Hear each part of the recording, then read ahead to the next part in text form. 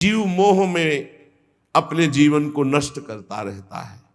विदुर जी महाराज जब तीर्थ यात्रा करके वापस हस्तिनापुर आए, तब तक संपूर्ण महाभारत युद्ध में कौरव वंश का विनाश, महाराज युधिष्ठिर का चक्रवर्ती सम्राट पद पर विराजमान होना, ये सब हो चुका था।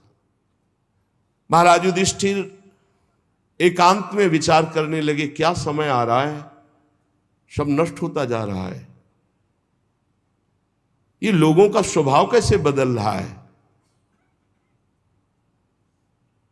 7 महीना हो गए थे अर्जुन को द्वारिका गए हुए, अभी वापस नहीं आए थे। महाराज युधिष्ठिर ऐसे अपशकुन देखने लगे जिससे पता चलने लगा कि विनाश होगा। जिस समय जो ऋतु होनी चाहिए वो ऋतु नहीं, उल्टे समय में ऋतु। जब वर्षा होनी चाहिए तब सूखा, और जब वर्षा नहीं होनी चाहिए तो अपार वर्षा, फसल नष्ट हो जाना, लोगों को बड़ा दुख होना। और देखा कि प्रायः लोग क्रोधी हो रहे हैं, कौड़ी कौड़ी के लिए लोभ करने लगे हैं, झूठ बोलना स्वभाव बन गया है। इसका मतलब है कि विनाश काल उपस्थित हो रहा है। युधिष्ठिर जी ने भीमसेन से कहा कि अर्जुन को हमने द्वारिका इसलिए भेजा था कि वहां जाकर पुण्य श्लोक भगवान श्री कृष्ण क्या करना चाहते हैं इसका पता लगाकर वो हमें बताएं आके। 7 महीने बीत गए, भीमसेन तुम्हारे छोटे भाई गांडीव धनुषधारी अर्जुन अभी तक लौटे नहीं, और अपशकुन मुझे बहुत दिखाई दे रहे हैं। क्या वो समय आ गया क्या जिसे मेरा दुर्भाग्य कहते हैं? अर्थात क्या द्वारिकाधीश भगवान श्री कृष्ण अपनी लीला स्मरण कर लिए? इतने में देखा कि अर्जुन पधार रहे, दौड़ पड़े युधिष्ठिर। समीप गए तो कदम रुक गए। अर्जुन का मुंह उदास, आंखों से आंसू, शरीर शक्तिहीन, कांतिहीन। जे ही महाराज युधिष्ठिर के सामने पहुंचे अर्जुन गिर पड़े। घबरा करके युधिष्ठिर जी ने उठाया, अर्जुन से पूछा, भाई द्वारिकापुरी में सब कुशल मंगल है ना? तो विषादग्रस्त आंसुओं की झड़ी अर्जुन की, शरीर कांप रहा है, मुख सूख रहा है, पीला पड़ गया है चेहरा, बस एकमात्र श्री कृष्ण के ध्यान में डूबे हुए हैं। काफी देर में साहस बटोर करके उन्होंने बोलना शुरू किया। अर्जुन ने कहा, महाराज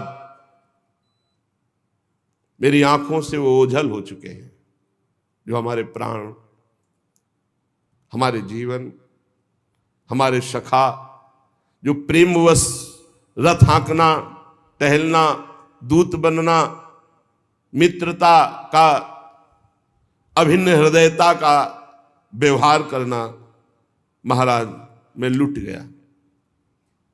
प्रभु अंतर ध्यान हो गए। मैं उनके निज जनों को द्वारिका से साथ ला रहा था, मार्ग में दुष्ट भीलों ने मुझे एक अबला की तरह हरा दिया। मेरे में कोई बल नहीं, वही गांडी, वही बाण, वही अर्जुन, कुछ नहीं कर पाया, लूट ले गए संपत्ति। पता नहीं क्या हो गया, सब आपस में मदोन्मत्त होकर एक दूसरे को मार डाला। यदुवंशियों ने एक दूसरे को ही मार डाला। महाराज केवल 4 या 5 लोग बचे हैं, पूरे यदुवंश का विनाश हो चुका है। वास्तव में यह केवल श्री कृष्ण की संहार लीला थी। बड़ा विचित्र खेल, एक दूसरे को मार डाला, एक दूसरे को पहचाना ही नहीं। सूत जी कहते हैं अर्जुन ये कहते कहते बेसुध हो गए। भगवान श्री कृष्ण के चरण कमलों के चिंतन में अर्जुन की चित्तवृत्ति अत्यंत निर्मल प्रशांत हो गई। इतना भक्ति का वेग बढ़ा कि मौन धारण करके आंख मूंद करके चुपचाप बैठ गए। बैठते ही भगवान की द्वारा जो उपदिष्ट गीता था, संपूर्ण गीता ज्ञान प्रकाशित हो गया। व्यवधान रहित परब्रह्म स्वरूप में अर्जुन स्थित हो गए। ये भगवान की कृपा होती है। ऐसा विशुद्ध ब्रह्मबोध, गुणातीत अवस्था, द्वैत संशय निवृत्ति, सूक्ष्म शरीर का भंग, जन्म मृत्यु चक्र से रहित जीवन मुक्त स्थिति को अर्जुन उसी क्षण प्राप्त हो गए। भगवान के स्वधाम गमन, यदुवंश का संहार सुनते ही महाराज युधिष्ठिर शांत हो गए। जन्म मृत्यु रूप संसार से अब मुख मोड़ लिया महाराज युधिष्ठिर जी ने। जब भगवान ने शरीर त्याग दिया तो अब हमारा इस मृत्यु लोक में क्या काम। जिस समय भगवान श्री कृष्णचंद्र जी ने इस पृथ्वी से अपने शरीर को अंतर ध्यान किया, उसी समय पाप और अधर्म में फंसाने वाला कलयुग का राज्य लागू हो गया। उसी समय से महाराज युधिष्ठिर ने कलयुग का फैलना देखा। देश में, नगर में, घरों में, प्राणियों के हृदयों में असत्य, छल, हिंसा, अधर्म, व्यभिचार, ये सब की बढ़ोतरी हो रही। अपने भाइयों से कहा महाप्रस्थान का निश्चय करो, अब रहना नहीं इस पृथ्वी में, बड़ा मंगल रूप होगा कलयुग का। विनयी पौत्र महाराज परीक्षित, जो अब कुछ सयाने हो चुके थे, गुणों में महाराज युधिष्ठिर के समान थे, समुद्र से घिरी हुई पृथ्वी के सम्राट पद पर हस्तिनापुर में महाराज परीक्षित का अभिषेक किया। और यहां मथुरा में शूरसेनाधिपति के रूप में अनिरुद्ध के पुत्र वज्र जी का अभिषेक किया। इसके बाद युधिष्ठिर जी ने प्राजापति यज्ञ करके आह्वानी अग्नियों को अपने में लीन किया और जड़वत होकर जैसे पागल बाल खोल लिए, सब वस्त्राभूषण उतार दिए, एक चीर वस्त्र लंगोटी धारण किया, भावना से वाणी को मन में, मन को प्राण में, प्राण को अपान में, अपान को उसकी क्रिया मृत्यु में, मृत्यु को पंचभूत शरीर में लीन कर दिया। शरीर को मृत्यु रूप अनुभव करके त्रिगुण में मिला दिया, त्रिगुण को मूल प्रकृति में, मूल प्रकृति को सर्व कारण रूपा प्रकृति में, प्रकृति को आत्मा में, आत्मा को ब्रह्म में विलीन करके जीवन मुक्त हो गए तत्काल। यह है भगवान के निज जनों का महामहिमामय स्वरूप। जीवन मुक्त, आवागमन मुक्त, पहले मुक्त, अब चीर वस्त्र धारण किया और नियम लिया कि मुख में ना जल जाएगा ना अन्न जाएगा, जब तक प्राण है ना अन्न ना जल। मौन, केश खोल लिए और बिना किसी को देखे सुने बोले निकल पड़े। पर ब्रह्म स्थिति, उत्तर दिशा की ओर बढ़ते चले जा रहे हैं। भीमसेन, अर्जुन, नकुल, सहदेव, द्रौपदी, इन्होंने जब देखा कि भैया इस महाप्रस्थान को, तो ये भी महाप्रस्थान को भगवान श्री कृष्ण के चरणों का सब ध्यान करते हुए महाराज युधिष्ठिर के पीछे पीछे महाप्रस्थान। सबकी बुद्धि एकमात्र कृष्णाकार, सबकी बुद्धि श्री कृष्ण में लगी हुई। फलतः एक एक गिरते जा रहे हैं। भीमसेन बताते जा रहे हैं, द्रौपदी गिरी, नकुल, सहदेव हिमालय में, एक बार भी पीछे मुड़कर नहीं देखा।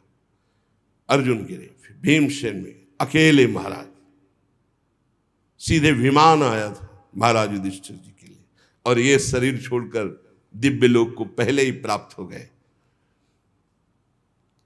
भगवान के प्यारे भक्त पांडवों के महाप्रयाण की इस पवित्र मंगलमयी कथा को जो पुरुष सुनता है, वो निश्चय ही निष्पाप होकर मोक्ष को, भगवत धाम को प्राप्त होता है। पांडवों का महाप्रयाण, जब महाराज परीक्षित ने देखा कि निरपेक्ष होकर हमारे पूज्य जन प्राण त्यागने के लिए हिमालय को चले गए, ब्रह्म ऋषियों के चरणों की आराधना करके पूरी पृथ्वी का शासन महाराज परीक्षित करने लगे। महाराज परीक्षित उत्तर की पुत्री इरावती से विवाह किया, उनके जन्मेजय आदि 4 पुत्र हुए। कृपाचार्य को आचार्य बनाकर गंगा तट पर 3 अश्वमेध किए महाराज परीक्षित ने, और ब्रह्म ऋषियों को खूब पुष्कल दक्षिणा दी। शौनक जी ने पूछा कि हमने सुना है दिग्विजय करते समय कलयुग मिला था महाराज परीक्षित को, इसको मार क्यों नहीं डाला, छोड़ क्यों दिया? जिस समय राजा परीक्षित कुरजांगल देश में सम्राट के रूप में निवास कर रहे थे, उसी समय उनको सूचना मिली कि मेरी सेना द्वारा सुरक्षित साम्राज्य में कलयुग का प्रवेश हो गया है। बड़े दुखी हुए कि ये तो बड़ा अधर्मी है, ये जहां जहां प्रवेश करेगा धर्म फैलता चला जाएगा। परीक्षित जी ने धनुष हाथ में लिया, श्याम वर्ण के घोड़ों से जुते हुए सिंह की ध्वजा वाले सुसज्जित रथ पर सवार होकर दिग्विजय करने के लिए बाहर निकले। उसके साथ बड़ी सेना भी थी। वो केतुमाल उत्तर कुरु किम पुरुषादिशे होते हुए जहां जहां गए भगवान श्री कृष्ण की महिमा, पांडवों की महिमा सुनने को मिली, पर उन्हें कलयुग नहीं दिखाई दिया। अभी परीक्षित जी को जो उनके प्राण प्रिय भगवान श्री कृष्ण का चरित्र सुना देते या पांडवों की महिमा सुना देते तो उस राज्य को सुरक्षित कर देते, कोई कर भेंट नहीं लेते। और जो भगवान का विरोधी राजा होता उसको भुजदंडों के द्वारा मर्दन करके कर लेकर के ब्रह्म ऋषियों की सेवा करते। महाराज आगे देखा कि एक बैल और एक गाय कुछ बात कर रहे हैं। वो साक्षात बैल के रूप में धर्म थे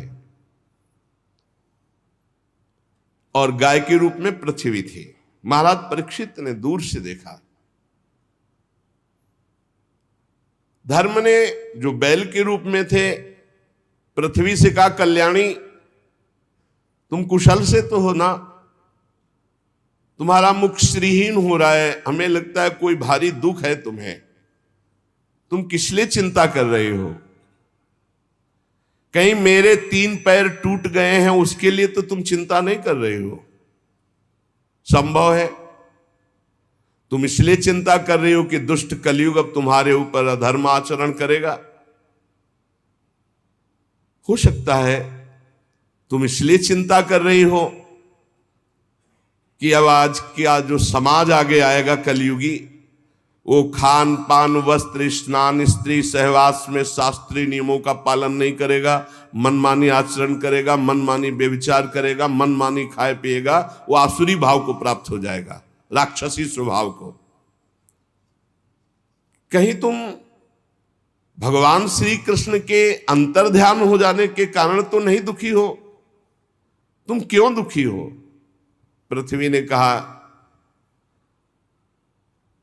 बैल के रूप में जो तुम धर्म देवता हो, ये तुम्हारा स्वभाव ही है ऐसा, दूसरे के दुख से दुखी हो जाना। पूछना उत्तम है, पर तुम सब जानते हो मैं सबसे दुखी इस बात से हूं कि भगवान श्री कृष्ण सारे जगत को सुख पहुंचाने के लिए प्रकट हुए थे, अंतर्धान हो गए। आज मैं भगवान से प्रगट लीला में विमुख हो चुकी हूं, भगवान अंतर्ध्यान हो चुके और प्रगट देख रही हूं कि तुम्हारे 4 चरण 3 चरण तोड़ दिए गए।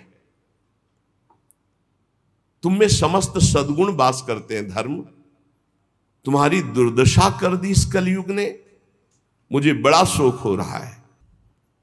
सूत जी कहते हैं परीक्षित जी संवाद सुन रहे थे, उन्होंने देखा कि राजा का तो वेश है पर ये दुष्ट पैर से गाय को मार रहा है, पैर से बैल को मार रहा है, डंडे से पिटाई कर रहा है और ये ऐसा समझ रहा है कि यही राजा है। कांप रहा है बैल इतनी पिटाई की, भयभीत होकर मलमूत्र का त्याग कर रहा है, बहुत मार रहा है। गाय को बार बार पैरों से मार रहा है। स्वर्ण जटित रथ पर चढ़े हुए राजा परीक्षित ने मेघ गंभीर वाणी में ललकाया, कौन है जो हमारे राज्य में पूजनियों को दंड दे रहा है? उन्होंने परीक्षित जी ने बैल से पूछा, कमल लाल के समान आप श्वेत वर्ण है, 3 पैर आपके इसने तोड़ दिए, फिर भी एक पैर से आप टिके हुए हो। आप बैल नहीं हो सकते, क्योंकि बैल में इतनी सामर्थ्य नहीं। आप कौन देवता हैं? और ये आंसू बहाती हुई गाय,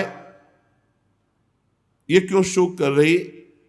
और ये कौन है जो निर्भय होकर तुम पर प्रहार कर रहा है? मैं दुष्टों का दंड देने वाला हूं। देवी, मेरे राज्य में कोई दीन को, धर्म को तनिक भी कष्ट पहुंचाए तो मेरी कीर्ति, आयु, ऐश्वर्य, परलोक सब नष्ट हो जाए। मेरा परम धर्म है, उसे मैं जानता हूं। सुरभिनंदन, आप 4 पैर वाले हैं, 3 पैर आपके तोड़ दिए। आप कौन हैं? आपका कल्याण हो, आप बताइए। धर्म ने कहा, राजन देखो, धर्म कभी किसी का दोष वर्णन नहीं करता, साक्षात धर्म बोल रहे। धर्म ने कहा, राजन आप महाराज पांडु के वंशज हैं, आपका इस प्रकार आश्वासन देना आपके योग्य है, इसलिए मैं बताने में असमर्थ हूं कि कौन मुझे दुख दे रहा है।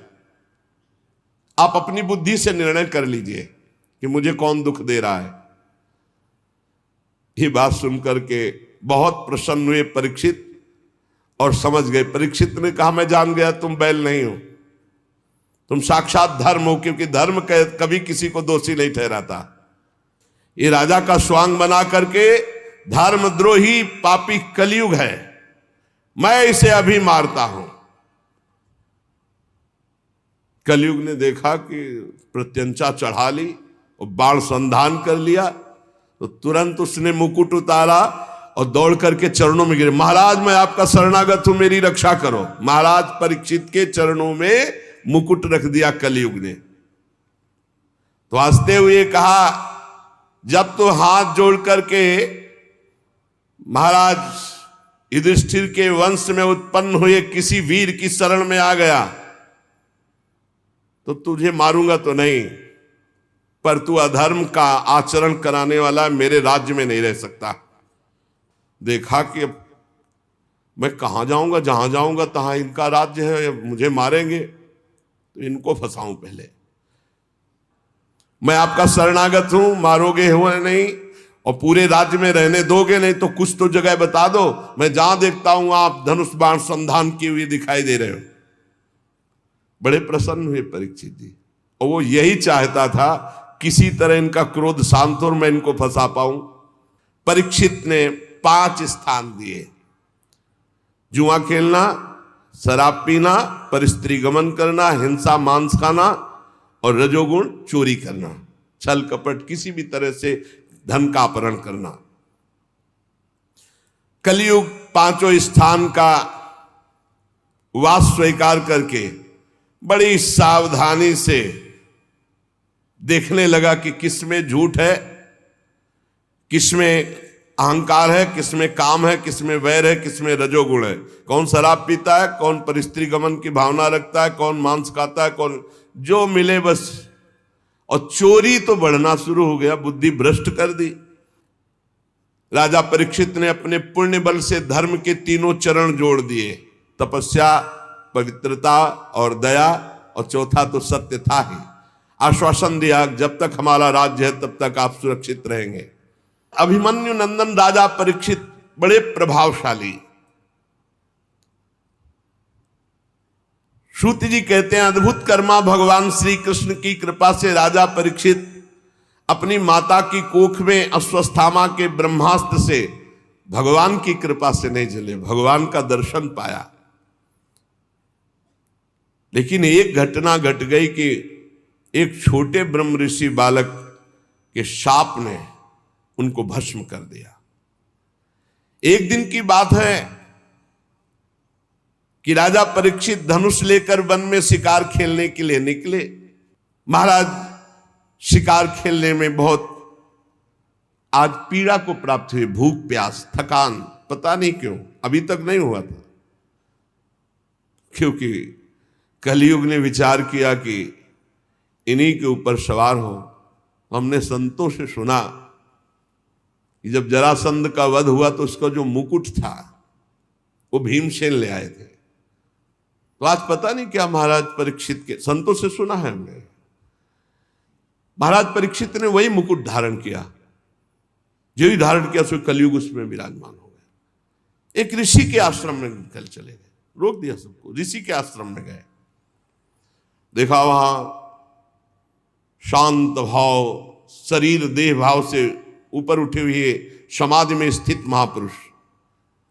परीक्षित जी वहां गए और कहा, मैं प्यासा हूं, सुनो मेरा गला सूख रहा है, पानी पिलाओ। कभी ऐसा नहीं। अब वहां कोई हो बाहर तो वो तो समाधिस्थ है, ना उनको आसन मिला बैठने को, ना पीने को पानी, ना कोई शब्द, ना कोई मीठी बात। आज उनको अपमान का बोध हो रहा है, मेरा अपमान। चक्रवर्ती सम्राट महाराज परीक्षित आए, ना कोई मीठे शब्द, ना कोई आसन, ना कोई जल। अब दृष्टि बदली हुई है। तो देखते हैं अभी बाहर निकले तो एक मरा हुआ सर पड़ा था, ऐसे धनुष की प्रत्यंचा से नोक से उठाया जाके ऐसे। अब वो थे ही नहीं, वो तो अंतर में भाव समाधि में डूबे हुए चल पड़े। पहला जिंदगी का, इसमें लिखा हुआ है, पहला जिंदगी का घटना अवसर था जो ये अपराध बना महाराज परीक्षित। आज तक कोई अपराध नहीं बना। राजधानी में चले आए, अब वो तो समाधिस्थ ही है, उनको तो पता ही नहीं। इतने में कुछ लड़के देखे, ब्रह्म ऋषियों के बालकों ने देखा कि राजा आश्रम में गया, वापस लौट गया। तो वहां गए तो देखा को तो समाधिस्थ है, उनके गले में मरा हुआ सर्प। समीक ऋषि नाम उनका जो समाधिस्थ है। अब वो दूसरे ऋषि कुमार गए और श्रृंगी ऋषि से कहा कि बड़ी बड़ी बातें खेल में मारता था, मैं आज तेरे पिता के गले में मरा हुआ सांप डाल दिया। चक्रवर्ती सम्राट परीक्षित ने दुर्व्यवहार किया, अपमान किया, भला कुछ कर ले तू। श्रृंगी ऋषि ने कहा, सत्य सत्य। स्नान कर रहे थे, अभी बालक थे, सत्य। उनका पक्का त्रिकाल सत्य, ऐसा ही किया है महाराज परीक्षित ने। ये चक्रवर्ती सम्राट कहलाने वाला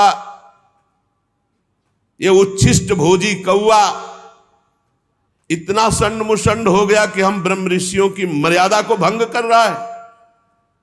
आज इस मर्यादा तोड़ने वाले उद्दंड राजा को मैं दंड दूंगा। ऐ ऋषि बाल को मेरा तपोबल देखो।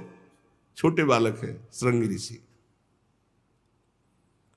तुरंत आचमन किया, लाल लाल आंखें क्रोध से, और ऋषि कुमार ने कौशिकी नदी का जल लिया और वाणी रूपी वज्र का प्रयोग किया। एक कुलांगार परीक्षित वहां है नहीं।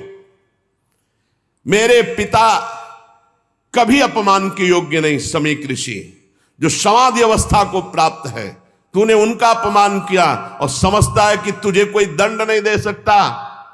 तो सुन, मैं सत्य तुझे दंड दे रहा हूं वाणी का। आज के 7वें दिन भयानक विषधर सर्प जो तक्षक है वो आएगा और तुझे डसेगा और तेरी मृत्यु होगी, कोई तुझे नहीं बचा पाएगा। इस शाप दिया। इसके बाद शाप देने के बाद भागते हुए आए और देखा पिता के गले में मरा हुआ सर्प हटाया और पिता से लिपट कर रोने लगे। जब बहुत हिलाया डुलाया, रो रहे हैं, धीरे धीरे धीरे धीरे उनकी वृत्ति वाह्य दशा को प्राप्त हुई। आंख खोली और पूछा, बेटा तुम क्यों रो रहे हो? ब्रह्म ऋषि के बालक हो, ऐसे कैसे रुदन कर रहे हो? तो उनका पिताजी वो राजा परीक्षित आए थे,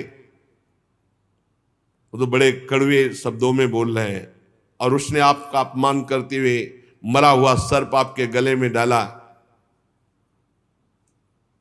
और मैंने उसको आज दंड दे दिया है कि 7 दिन में तक्षक सर्प 7वें दिन आएगा और तुझे डसेगा, तू मर जाएगा। अरे ये क्या किया तूने? इतने बड़े धर्म से युक्त धार्मिक राजा को ऐसा दंड दिया जाता है? नहीं नहीं, तू बालक है, मूर्ख है, तूने बड़ा पाप कर दिया। समीक ऋषि ने कहा, परीक्षित कहीं शाप के योग्य है?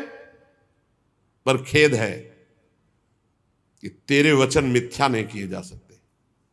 अब उधर परीक्षित जी महाराज जे ही जाकर के मुकुट उतार कर, ये क्या, मैं इतने बड़े महात्मा के आश्रम गया, ना प्रणाम ना नमस्कार, ऊपर से मरा हुआ सर्प, ये मेरी बुद्धि को क्या हो गया, और मैंने दोष दर्शन किया कि ये पाखंड कर रहे, नाटक कर रहे, समाधि, ये कैसे हो गया। हे भगवान, वो बहुत व्यथित है और मन में विचार रहे हैं, बड़ा पश्चाताप है। वो मन में विचार रहे कि भगवान मुझे कोई भयानक दंड मिले, मैंने बहुत बड़ा अपराध किया। पवित्र हृदय है ना, इस प्रकार चिंता कर ही रहे थे कि समीक ऋषि के द्वारा भेजे हुए 2 ऋषि वहां पहुंचे। महाराज आपको सूचना भेजी समीक ऋषि ने, बड़ी शीतलता होगी, जरूर कोई न कोई दंड विधान हुआ होगा। बोलिए। ऋषि कुमार श्रृंगी ने आपको शाप दे दिया है कि 7वें दिन तक्षक सर्प आएगा और आपको डसेगा, आप भस्म हो जाएंगे, आपकी मृत्यु हो जाएगी। आहा, वो मना ही रहे थे, उनका हृदय बड़ा शीतल हुआ और उनका भगवान श्री कृष्ण ने अपनापन निभाया और मुझे दंड दिया। बहुत अच्छा लगा, क्योंकि मेरे द्वारा अपराध हुआ था, मैं मांग रहा था कि मुझे कोई प्रायश्चित करने के लिए अवसर मिले, दंड मिले। अब मुझे 7 दिन भगवान श्री कृष्ण के चरणों में मन लगाकर 7वें दिन शरीर छोड़ना है। महाराज जन्मेजय को राज्याभिषिक्त किया और आज के बाद न जबान में पानी जाएगा न अन्न जाएगा। संपूर्ण राज्य सुख का त्याग कर गंगा के तट पर बैठ गए। जो गंगा जी भगवान का चरण धोवन है,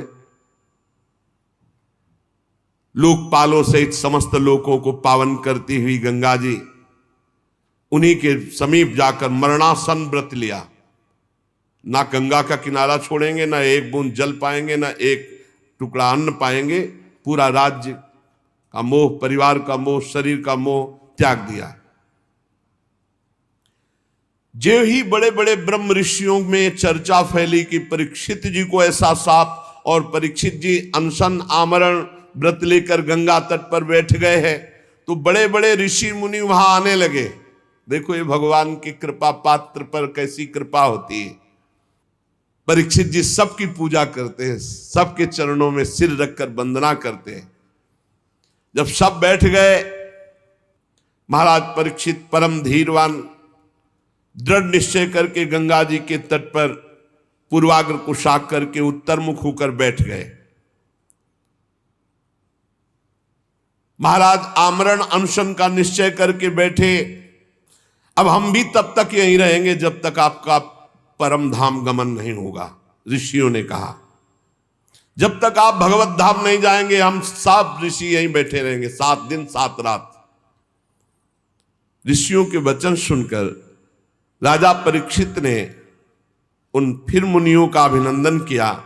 सबसे हम ये प्रश्न करते हैं कि मरणासन पुरुष को परम कल्याण के लिए क्या करना चाहिए। जो शीघ्र शरीर छोड़ने वाला है, शरीर छूटने वाला है, उसको क्या करना चाहिए, कौन सा अनुष्ठान करना चाहिए। ये प्रश्न अभी पूरा हुआ ही था कि कोलाहल सुनाई दिया। तो कुछ स्त्रियां, कुछ बच्चे घेरे हुए थे, सबकी दृष्टि गई। तो कौन पधार रहा है? भगवान सुखदेव जी। सबने देखा, अरे भगवान श्री सुखदेव जी सब खड़े हो गए, सब ब्रह्म ऋषि खड़े हो गए।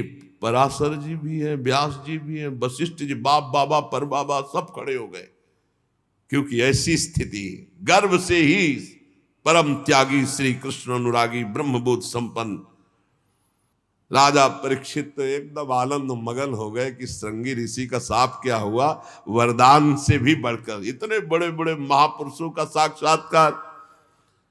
जाकर साष्टांग दंडवत किया, सुखदेव जी को लाए और वहीं रेत पर सुंदर आसन पर विराजमान की, पूजा की। जो आसपास घेरे हुए थे उन्होंने देखा इनकी पूजा हो रही तो छोड़ छोड़ के चले गए। ब्रह्मर्षि, देवर्षि, राजऋषियों का समाज बैठा हुआ है उच्चासन पर। सुखदेव जी महाराज, सब महात्माओं ने आदर किया। शांत भाव, अर्ध खुले हुए नेत्र, सुखदेव जी बैठे हुए दिगंबर। परीक्षित जी ने पुनः आकर चरणों में सिर रखकर प्रणाम किया, हाथ जोड़कर मधुर वाणी से कहा। परीक्षित ने कहा, ब्रह्म स्वरूप भगवान, आज हम क्या अपने भाग्य की बड़ाई करें, आप स्वयं पधारे। वैसे तो अपराधी हूं, पर हमें संत समागम मिला, इसलिए मैं अपने को धन्य भाग कह रहा हूं। पता नहीं कौन सा पुण्य, इसीलिए कहते हैं भक्त के जीवन में कोई भी घटना घटेगी वो महामंगलमयी होगी। परीक्षित जी ने कहा, आज आप सब महात्माओं के दर्शन से मैं परम पवित्र, कोई भय नहीं है। अब दर्शन, स्पर्श, पाद प्रक्षालन, आसन आदि का जो मुझे अवसर दिया गया आप सब महात्माओं के लिए, महायोगिन, आज मैं बहुत खुश हूं, बहुत प्रसन्न हूं। परम गुरु, हमारे पास समय बहुत कम है, इसलिए हम आपको समस्त साधनों में परम प्रवीण साध्य को प्राप्त हुए जानकर आपसे प्रश्न कर रहा हूं कि मरणासन पुरुष को क्या करना चाहिए। यही प्रश्न था जब उठाया था, तभी श्री सुखदेव जी पधारे। मनुष्य मात्र का क्या कर्तव्य है, क्योंकि सब मरणासन है, उनको तो 7 दिन बाद ही तक्षक काटेगा, अपने को 7 मिनट का भरोसा नहीं। क्या श्रवण करे, क्या जप करे, क्या स्मरण करे, क्या साधना करे, क्या भजन करे।